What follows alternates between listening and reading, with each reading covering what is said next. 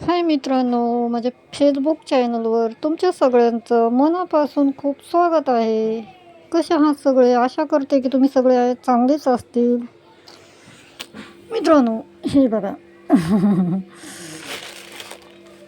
माझे मिस्टर कामावून आले आणि मला म्हणजे बघ मी तुझ्यासाठी काहीतरी आणले. मला वाटलं काहीतरी स्पेशल आणलं असं. आणि बायकांचं कसं असतं माहिती आहे का, की नवऱ्यानं काय आणलं की कधी बघू आणि कधी नाही असं होतं. आणि माझ्या मिस्टरनं माझ्यासाठी काय आणलं बघा, दाखवते तुम्हाला. हे बघा आता हे काय आहे. हे आहेत हाताचे पंजे आणि ते बी एक नाही दोन नाही भरपूर आणले. हे बघा तुम्हाला काढून दाखवते.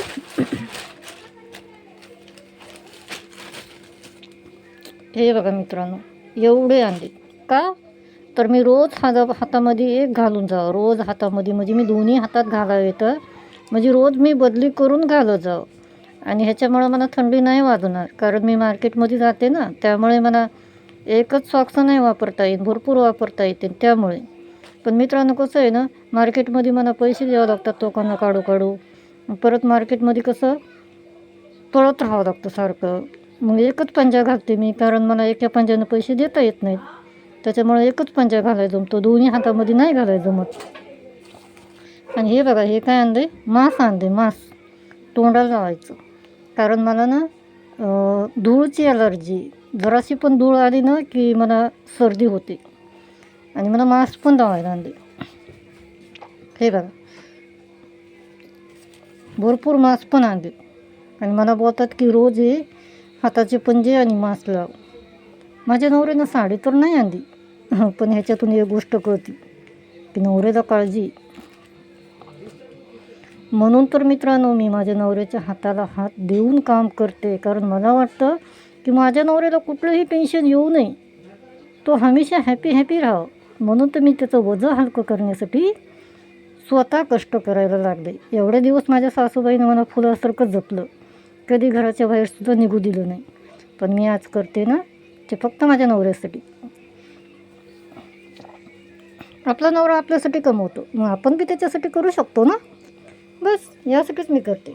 आणि हे बघा हे पाय हे म्हणजे हे हाताचे पंजे एवढे भारी आहेत ना, खूपच छान आहेत आणि मला पण खूप आवडले. यातून एकच गोष्ट कळते की सोन्यापेक्षा आणि कपड्यापेक्षा काळजी करणारा नवरा भारी असतो. ह्याच्यात फक्त नवऱ्याची काळजी आहे. आणि ह्यापेक्षा अनमोल गोष्ट काय असू शकते? काहीच नाही. मला तर खूप आवडेल बघा. पण काय करणार, मला रोज एकच घालावं लागतं, दोन घालायला जमत नाहीत. थंडी एवढी थंडी वाजते ना मित्रांनो, मला खूपच थंडी वाजते. मित्रांनो मला तुम्हाला आणखी एक गोष्ट सांगायची आहे. मुंबईमध्येच नाही आहे, पण आपल्या पूर्ण महाराष्ट्रामध्ये बऱ्याच काही गोष्टी घडायला लागल्यात. म्हणजे काय ते लेकरं वगैरे पळून घेऊन चालतात. मित्रांनो काहीही करा तुम्ही, काम एक पर ते कमी केलं तरी चालेल, पण आपल्या मुलांकडे लक्ष द्या. कारण आजकाल ना मुलं पकडण्याचं वातावरण खूपच जास्त झालं आहे. काही ठिकाणी ते लोक पकडले पण गेलेत. पण मला असं वाटतं की तुम्ही तुमच्या मुलांकडे दुर्लक्ष करू नका. काम कमी करा पण मुलांकडे जास्त लक्ष द्या. हे लोक भरपूर हर ठिकाणी वाढले आहेत. आणि मुलांना कधी असं एकटं सोडू नका मित्रांनो, एवढी विनंती माझी तुम्हाला. कारण हे वातावरण कमी व्हायच्या ठिकाणी वरचीवर जास्तच वाढायला लागले. शाळेमध्ये तर अजिबातच मुलांना एकट्यानं जाऊ देऊ नका. तुम्ही स्वतः मुलांना शाळेमध्ये नेऊन सोडा. आणि हे वातावरण सगळीकडेच झालं आहे. आणि मला असं वाटतं की हे वातावरण जेवढं लवकर होईल तेवढं लवकर थांबलं पाहिजे. कारण प्रत्येक पालकांना आपल्या मुलांकडे लक्ष द्यायला वेळ नसतो.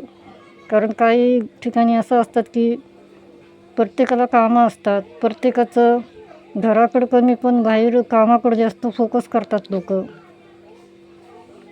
त्यामुळे सांगते की तुम्ही यानंतर आपल्या मुलांकडं भरपूर लक्ष द्या आणि मुलांची काळजी घ्या. आणि तुम्हीही स्वतःची काळजी घ्या मित्रांनो. कसे वाटतेत माझ्या नवऱ्याने आणलेली मला पंजे. पंजेच बोलतात नाही ना. चला आता रोज हे घालायचं आणि जायचं मार्केटला आपल्या.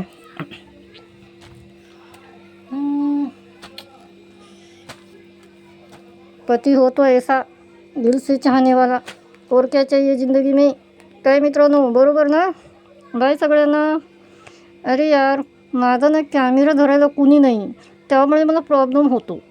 आणि जर मला कॅमेरा धरायला कुणी असतं ना, तर मी खूपच काय काय करू शकले असते.